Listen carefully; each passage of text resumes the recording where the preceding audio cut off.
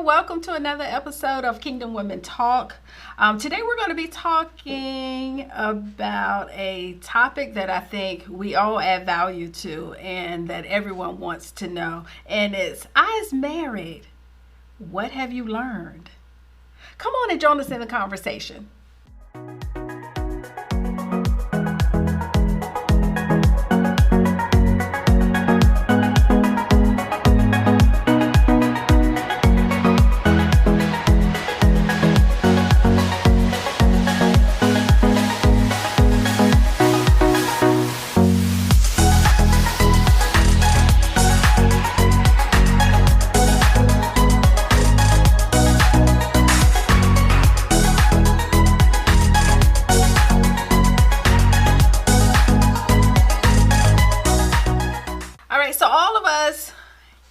Are married, have been married, will be married again. Oh, thank you. We keep speaking it into existence. Amen. Hallelujah.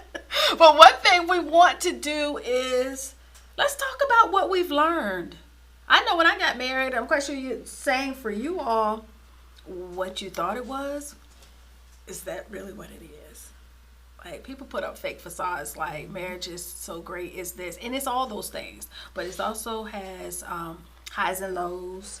You know, you really have to live out the for better, for worse, right? Because sometimes that worse can be real worse, and that better can be real, real better.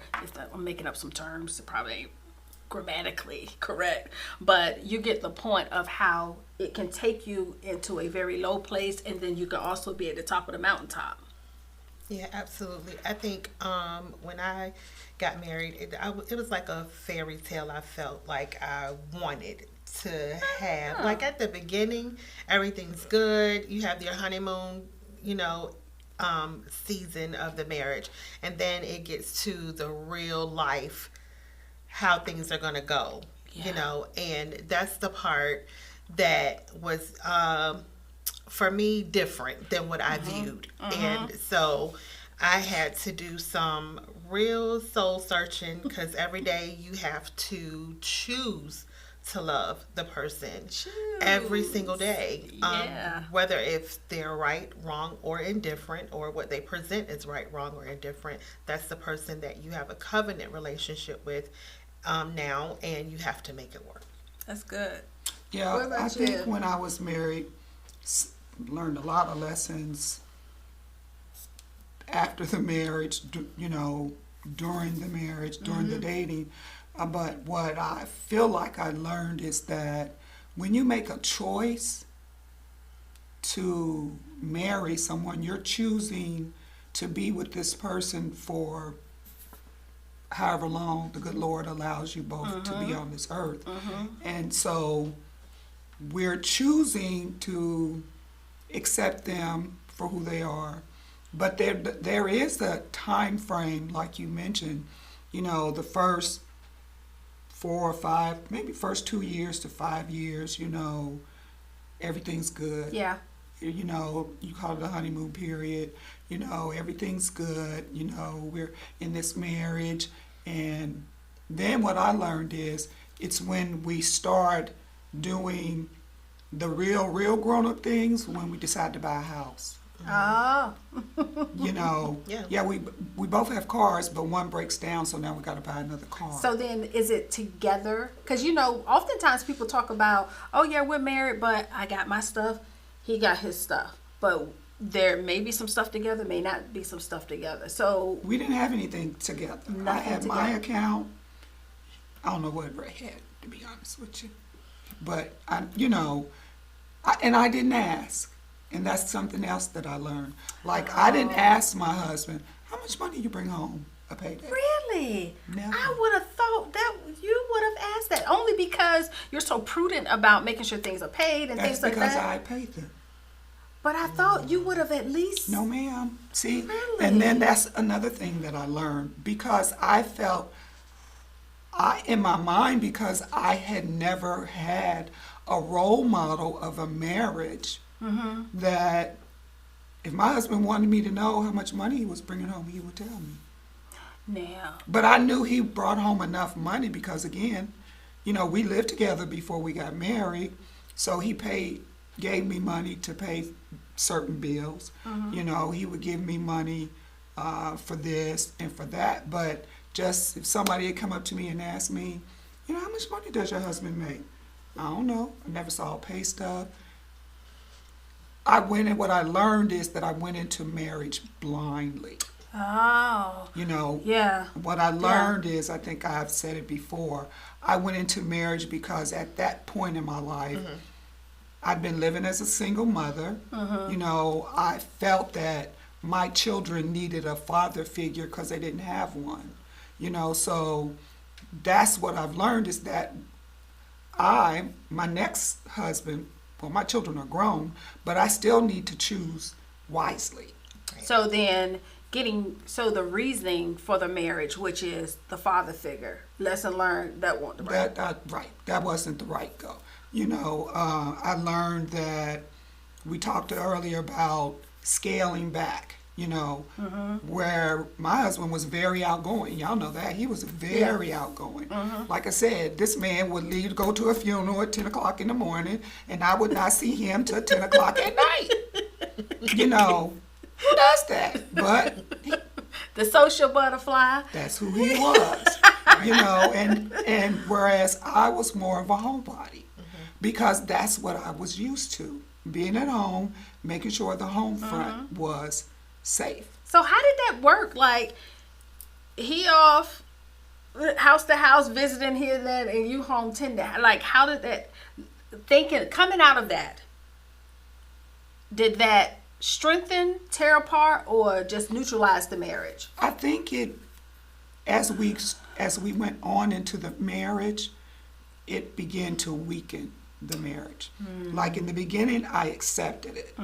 You know, I went to work, I came home, I took care of the house, I went to the grocery store. You know, I hated for him to go to the grocery store with me, you know, because you're spending too much money, but you eat everything I put in here. So, You're right. you know, but it was just as we further along into the marriage, now I'm at a point where I'm like, wait a minute, spending a little bit too, because now the kids are older. Right. You know, the father figure that I thought I was going to get for my children didn't materialize. You know, so as the marriage is going, I'm feeling now more like a single woman. Oh, because the marriage, the foundation of the marriage was built on the fact that you're like, I'm a single mother and I really want to establish a father figure type foundation for my children. Right. Even though you did love your husband and you desired marriage. However, you forego the other things because of this primary thing. Right. Yeah. I can't imagine, Sheila, not knowing how much my husband make. I think for me, because I've seen where husbands are the breadwinner and they give the wife. Like when you said that like made my spirit jump up when you're like, and he would give me money. And I think I kind of fell into that. I don't want any gentleman, even if it is my husband, giving me, right? Right. Yes, he should give me money, but giving me in the sense of, Like, here's your allowance for the month. correct, like, or here's the portion to contribute to the bills, without me having a concept like, is that 50%? Did he just give me a fourth? Or was it everything? I want to at least kind of know, even if it's not in the same account, I need to know how things are traveling. Yeah, just was like the naivety of it all. Even at 40, and like you said earlier, there's still some women, and it doesn't matter the age. It's our mindset, and that's our mindset has to be where we have learned since. My mindset is now that I am of a value. Yeah. When a man who desires to be with me and wants to marry me. A gem, girl. Yes. Yeah. My birthstone is ruby. That's what you're getting. I love it. So this is how I want and desire to be treated. Yeah. If that's not something you can do, next. So then, can you say that it was more of accepting? Did you love the fact of being married, that it was more of accepting, like, okay, it'll work out. It'll work Yes. itself out. Yes. Okay. I mean, because don't get it wrong. I loved Ray. You know, Ray and I could laugh and talk, gossip. I mean, we could do it all, pillow talk. Just, I loved being a married woman. But it was just the external things that started occurring that started weakening, And I know some people, frowned. I mean, we tried counseling. We tried Christian counseling. We tried regular counseling. But the foundation had never been set. But that's good that he even tried all of that, because Yeah. the average man gonna say, I ain't going to counseling. They gonna say, I'm not Well, he telling bucked it. I'm not telling my business to somebody who No, I he- don't know, or it becomes, what are they gonna be able to tell me Right. that I'm gonna listen to? Well, Right? initially he was not for it, but the marriage now is at a point where we do this or I'm gone. And so that's when we had the on again, off again, separated, back together. If I'm gonna come back, we gotta do counseling. So it was just, and after a while, the vows of for better or for worse, richer or poor, sickness and health, it's like all gone, because you don't see that you're being valued. You don't see that you're being treated as the wife is supposed to be. So then, what do you think keeps the glue? Like, what's your lesson learned for keeping the glue together in the marriage? Like, keeping it together, all together.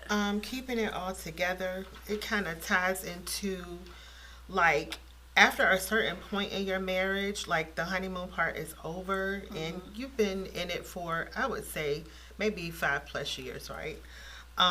You now grow into a partnership. Yeah. It's Yeah. not that you shouldn't still feel butterflies for your spouse, or get anxious when they're coming home, or show those signs of affections or anything, but then it becomes a partnership, past all of that portion of it. And that's the goals that's set. What's the ultimate goal that God has for you all to attain in your marriage? What's the purpose? Like, what are you guys working towards? What is it that you're believing God together for? That's good.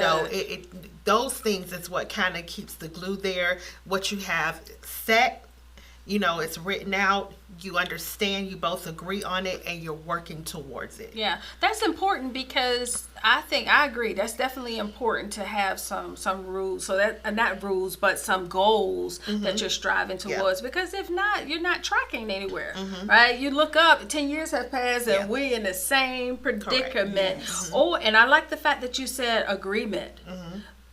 Because I'm a firm believer that you got to have agreement on everything, even down to how many children you want to have. One could want 2, one want 5, one want more. You want no more. So you got to have agreement. I remember as a newlywed, one of the things me and my husband, because I was clubbing, right? I was clubbing with my girlfriends. And he was, we were a young married couple, so we still like to hang out. So we had to determine, well, what does that look like now that you're married? Yeah. Is 2 a.m. acceptable? Is 3:30? Is going to the club and then I hop afterwards and then you make it home? What does that look like? Because you're adults, right? And we didn't want to walk into that where it becomes a control situation. My husband's not going to this, and my wife is not going to that. But what makes sense and what's comfortable for everyone, which I think that agreement is often not had. No matter what it is, whether it's money, whether it's something as simple as, okay, I don't mind you hanging out with your friends, but I just don't think that you should be cracking the door when the sun coming up, or I don't mind you hanging out with your friends, but some people are not comfortable with you gone the whole weekend with no consideration for family. So agreement, I think that's one of my lesson learns in the marriage. If I had known, we had the conversation in the marriage, but it probably should have started prior to the marriage. prior to the marriage. Another thing, a lesson learned was, how about when our spouses don't do what we want them to do, we hold back, right? Yeah. Let me tell you, one of the things that blessed my soul was 1 Corinthians chapter 10, where it talks about how your body is not your own. It talks about you should not withhold except for times of fasting, agreed upon fasting, Right. things of that nature.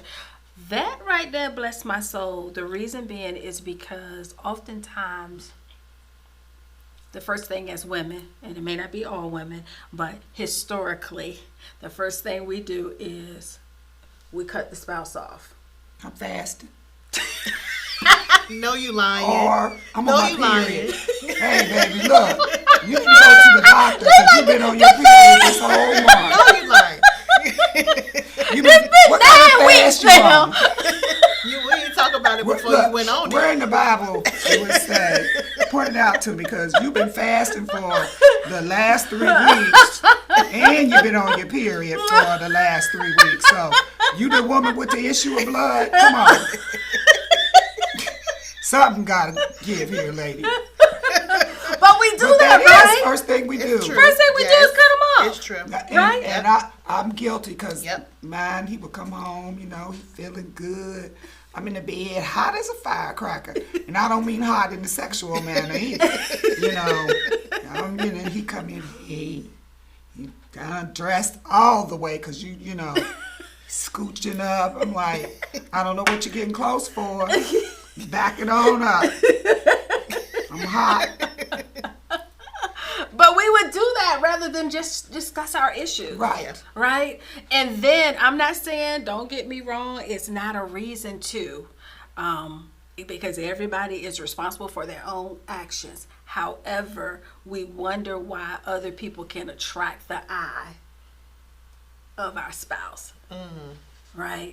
Because we opened that Yep, we door. left that door We opened the Yeah, door. that's And true. what one won't, the next one will. Right? That's that's determined. That's what the streets say. Right? So then it becomes a place of vulnerability. Absolutely. Right. For our significant others. So that chapter really opened my eyes about a lot of stuff and answered a lot of questions of what we see in this world. And I was like, okay, wait a minute. So we got to change the narrative on this. Yeah. And so it becomes, stop withholding, right? Because the truth be told, you withholding, you hurting yourself too. And another piece to that too that we sometimes forget Because but really, the other piece to that we forget about when we do that is it opens the door of rejection. Yes, it does. Because it makes our spouse feel like we don't want Yes. them because they don't know, okay, I'm just putting you on ice. Right. Yeah. But for tonight. right? But that also, again, that opens the door for so much more for the enemy to start playing with their Yes. thoughts and well, maybe it's somebody else, and maybe it's, if it's not me, they got to be seeing somebody else, and then becomes conversations about affairs and so forth. Right. So it opens up so much dialogue that was definitely my lesson learned. Like, okay, we got to do better. How about just have a conversation? Right. Can I just tell That's you, I the am main ticked. thing, I don't like it. communication. Yeah. Communication. Because if, communication is key because, you talked about opening the door. A lot of people, they say, oh, that's my work husband or that's my work wife. No, you don't. But it said. It's only one. It's only one. Right, but it said, but then they start confiding. Yes. And that's very true. In that person. And if that person's motives are not pure, if that person is not of God enough to say, But You don't they shouldn't be talking speak to it me though, about Sheila? that. When they call themselves or call that other person a work husband A or work work wife. wife, aren't you really establishing that? Because remember, life and death is in the power of the tongue, and they that love it shall eat the fruit thereof. Yes. So I'm calling it, right? I'm establishing that so now I feel relationship. more comfortable Correct. talking to my work wife or my work husband Yeah. than I do the person I'm living with. And that's like you said, especially when we've opened the door to the spirit of rejection. Yeah. When I've rejected my husband because I'm still angry or peed off about, you know, he went out and stayed out too late or whatever the reason is, and, you know, he wanted to be intimate, and I'm making up all these excuses because I'm saying I'm paying him back. But in the long run, I'm the one who ends up hurt, Yeah. you know, because then when he does go out there and confide, then that, some people think that gives them the authority to call me and say, yeah, your husband told me that, you know, so-and-so and so-and-so. That's how a lot of drama gets started, you know. I've never had the temperament for that, so I ain't get them type of phone calls, because, you know, and good. my twin is, you know, my elevator might not have floated all the way to the top. So, don't call me with that. But you know, it happens. And you're right, it does happen. But okay, so then, another lesson learned. That makes me think about how, as women and as wives, we got to grow up in that area. Because really, isn't it, all we're doing is putting our spouses on punishment? Pretty much, and that is kind of juvenile when you know, put it in that perspective, and that's the perspective it should be in. Because you're gonna, I'm gonna do this until you can act right. Yeah. Which is what we do to our children. Controlling. That's what We're it is. controlling the narrative. Yes. We're controlling. Okay, you want to go out and stay home? Okay. Okay, I know how to fix you, right? Even if it's unspoken, it's all it really is. You're right. It's controlling the situation, and we got to learn how to do better in that particular area. So that was a lesson learned, because we don't realize that that's what we're doing, because that's what we've seen done. So it becomes, I emulate what I've seen. Or if we haven't seen it done, it's about control. I'm mad, so I'm gonna make you pay for it while I'm mad. Instead of, just like you said earlier, instead of me saying, I might have my arms crossed and my neck might be going, but I'm gonna let you know it's 3 o'clock in the morning. You walking in here at 3 o'clock. Right. You know I gotta be up at 6. You know you waking me up. You know. Didn't call. Where you been? You're not worried. You know, I've been woke because I've been worried. I don't know. You know, get it off. Yeah. Get rid of it. You know, and then it's done. You can lay down. You can sleep peacefully. And just for that, if I'm gonna punish you, I'm not going to work tomorrow, and I don't have no PTO.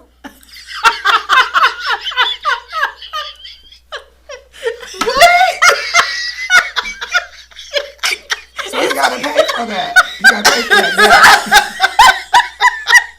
He gonna compensate you Right. for that day off. Yes. So wait. You kept me up. So you need it's a I'll give you the goodies, but you gonna pay for my PTO. You're not paying for the goodies. You paying the PTO because I'm not going to work tomorrow. You kept me up late. Okay. I don't know if I understood that. Did you understand? I understood. I don't have no PTO. And I'm not taking a vacation day. But I'm not going to work tomorrow. It's 3 o'clock in the morning. Okay, so then, okay, wait a minute. Let me get my bearings so I can be clear. So, just to be clear, you ain't going to work. Got it. I don't have any time off. You don't have no PTO. Nope. Got it. Okay, but he has to pay you for your PTO. So do you calculate that like 8 hours time how much money you Yes, make, ma'am. and that's what you expect in coins? Yeah. Oh, got it. Oh, Jesus. Makeup flowers, makeup outfit, makeup something. You know, you gotta make this up to me. Okay.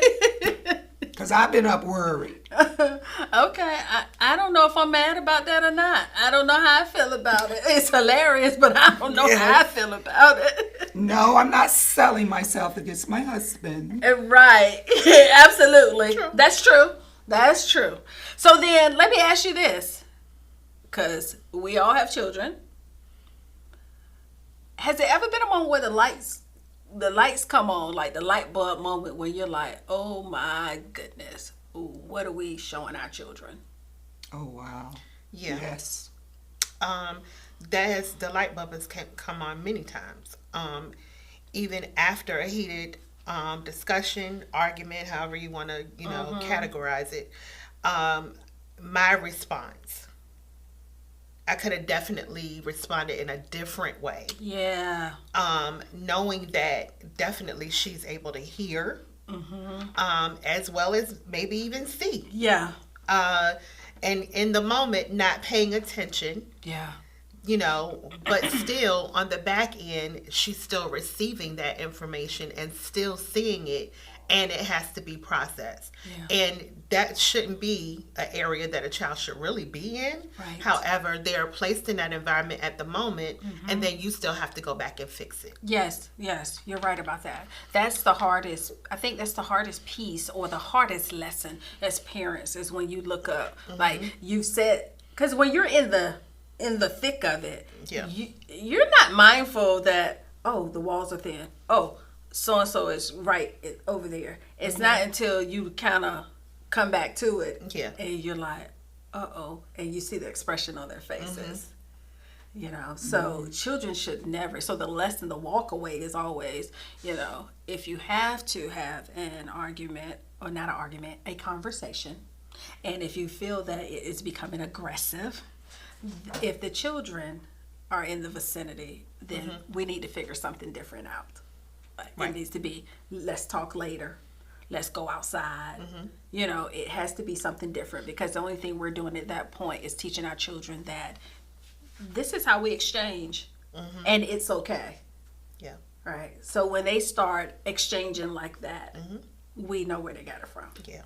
And sometimes there are going to be times when that's not always going to, especially those heat of the moment when the kids are there. I think it's important that just like the children saw you going at each other, that they also, once minds are clear, that the children also see you all sit down That's and communicate. Good. Like, or see the loving side look, of I'm it. Right? sorry for what I just said. I know that was a low blow, because we do that. We hit hard and we hit low. I'm sorry for that. I shouldn't have said that.